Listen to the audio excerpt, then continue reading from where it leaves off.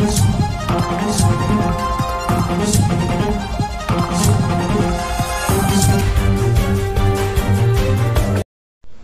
मैं कुसुम कर आप देख रहे राजस्थान धड़का न्यूज। बसपा प्रत्याशी वाजिद खान चीता ने नामांकन दाखिल किया। बसपा प्रत्याशी वाजिद खान चीता ने शनिवार को खीमपुरा चौराहे पर विशाल सभा का आयोजन किया, जिसमें हजारों की संख्या में अपने समर्थकों के साथ एसडीएम कार्यालय मसूदा पहुंचे। 3 बजे मसूदा एसडीएम कार्यालय में अपना नामांकन दाखिल किया। इस दौरान बूढ़े बुजुर्ग, महिलाओं और युवाओं में भारी उत्साह देखने को मिला और सभी ने हाथ खड़े करके समर्थन देते हुए विश्वास दिलाया कि इस बार 36 ही कौम आपके साथ है। इस दौरान चीता, मेहरात, काठात समाज के अलावा समस्त 36 कौम के पदाधिकारी मौजूद रहे। Bureau report, Raju Kathat.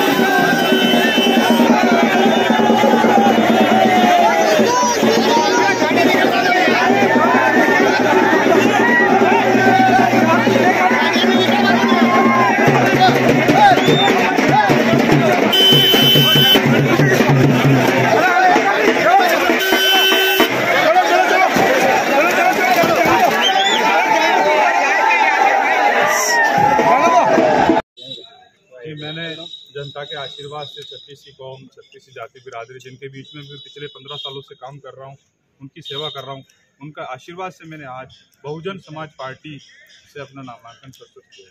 Congress party से आप टिकट के दावेदार थे, लेकिन आपने बसपा का दामन क्यों थामा और क्या कारण रहा कि आपको चुनाव लड़ने की नौबत आ गई? देखिए, मैं आपसे स्पष्ट रूप से कहना चाहता हूँ कि मैं पिछले 15 वर्षों से कांग्रेस पार्टी के लिए काम कर रहा हूँ और युवाओं का एक अधिकार है और हमारी पार्टी में जैसे राहुल गांधी जी कहते हैं कि युवाओं को मौका मिलना चाहिए, तो पिछले 15 सालों से मौका नहीं दिया। पिछली बार भी ये कहा गया कि भाई ये गरीब सुदामा को भेज रहे हैं, इनको जिताओ आप और उसके बाद हम आपको मौका देंगे, और हमने तन मन धन लगा के और गरीब सुदामा को जिताया। लेकिन इस बार भी नहीं चाहते हुए भी हमने फिर मांग करी और पार्टी ने फिर हमको मौका नहीं दिया और फिर उनको भेजा। तो इसलिए हमने पार्टी छत्तीस कौम जाति के आशीर्वाद से फिर मैंने चुनाव लड़ने का फैसला किया। काफ़ी प्रत्याशी आते हैं जो नए होते हैं, उनको क्षेत्र की समझ नहीं होती है। आपने यहाँ पर नामांकन दाखिल किया, किस प्रकार से आप क्षेत्र में जाएंगे आप? देखिए, मैं क्षेत्र का लिए नया नहीं हूँ। मैं पिछले 15 वर्षों से मसूदा विधानसभा क्षेत्र में काम कर रहा हूँ और हर वर्ग हर जाति के लिए काम कर रहा हूँ। और मैं ये कहना चाहूँगा आपको, आपके माध्यम से, हमारे जो मुख्यमंत्री जी अशोक गहलोत जी सीएम साहब, वो जीरो करप्शन पे काम करना चाहते हैं। और हमने पिछले दिनों देखा कि हमारे जो युवा नेता है पूर्व उप मुख्यमंत्री सचिन पायलट जी, उन्होंने भी अजमेर से जयपुर तक पद यात्रा की करप्शन के खिलाफ। बड़ा मुद्दा था। और आज मैं स्पष्ट रूप से कह सकता हूं कि पिछले 5 सालों में पार्टी ने हमारे बीच जो गरीब सुदामा बना के भेजा, उन्होंने कमीशन खोरी में कोई कसर नहीं छोड़ी। और मैं उनसे आमने सामने बैठ के भी डिबेट करने को तैयार हूं।